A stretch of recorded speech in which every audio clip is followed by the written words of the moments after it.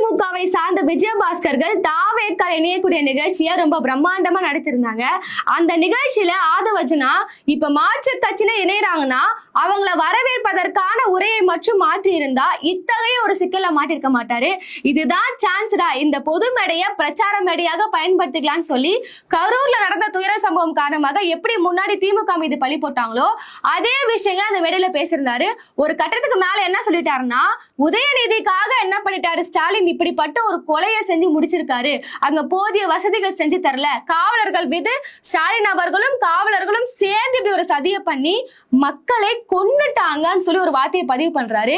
இதுவரையுமே கரூர் சம்பவத்தை பத்தி பேசும்போது எல்லாருமே கரூர் துயர சம்பவம், கரூர்ல நடந்த அந்த ஸ்டாம்பேஜ் தான் எல்லாருமே தொடர்ந்து பேசிட்டு இருந்தோம்.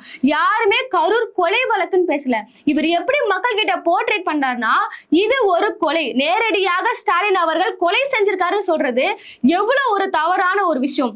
அன்னைக்கு இந்த துயர சம்பவம் நடக்கும் போது தாவேக்காவை சார்ந்தவர்கள் என்ன பண்ணாங்க, இருக்கக்கூடிய அனைவருமே நாங்க வந்தா கிரௌட் ஆயிடும்னு சொல்லிட்டு முதலமைச்சர் என்ன பண்ணாருன்னா அன்னைக்கு சிட்டா பறந்து விமானத்துல இருந்து ஓடிட்டாரு. பிரஸ் மீட்டை கூட அவர் சந்திக்கல.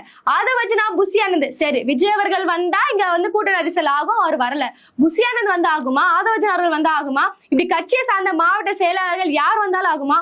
ஒட்டுமொத்த கட்சியுமே தலைமறைவாகிட்டாங்க. அந்த சமயத்திலும் மற்ற கட்சியை சார்ந்த நபர்கள், அதிலும் திமுகவை சார்ந்த அந்த பகுதியை சார்ந்த மாவட்ட செயலாளர்கள், அப்போது முதலமைச்சர் இருக்கக்கூடிய ஸ்டாலின் அவர்கள் எல்லாருமே இரவோடு இரவா மருத்துவமனைக்கு போறாங்க. அங்க என்ன நடவடிக்கை என்னமோ கொடுக்குறாங்க, மக்களுக்கு அப்பவே என்ன ஒரு ஆதரவு வேணும்னு சொல்லி எல்லா நடவடிக்கையுமே முன்னிருந்து செஞ்சாங்க. அவங்கள பார்த்து நீங்க கொலை பண்ணிட்டீங்கன்னு சொன்னா அவங்களுக்கு கோபம் வருமா வராதா? அதனாலதான் இப்ப பாத்தீங்கன்னா திமுக தரப்புல இருந்து ஆல்ரெடி விசாரணை போயிட்டு இருக்கக்கூடிய ஒரு வழக்கு குறித்து பொது மேடையில் இப்படி பேசுவது என்பது தவறான ஒரு விஷயம்.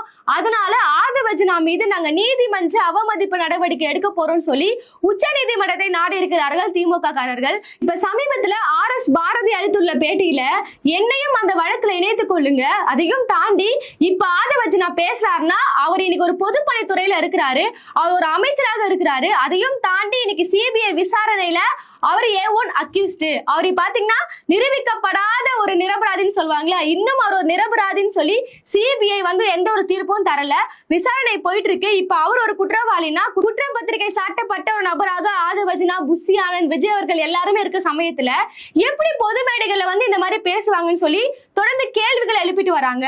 இது ஒரு மனுவா? இப்ப ஆதவஜனா மீது நடவடிக்கை எடுக்கணும். மற்றொரு மனு என்னன்னு பாத்தீங்கன்னா, குடும்பத்தாரை, பாதிக்கப்பட்ட குடும்பத்தாரை சந்திப்பதை நீங்க தடுக்கணும்னு சொல்றாங்க. இந்த வழக்கை பொறுத்த வரையுமே முக்கிய சாட்சியாக இருப்பவர்கள் அங்க பாதிக்கப்பட்ட பொதுமக்கள், உயிரிழந்த குடும்பங்களோட அந்த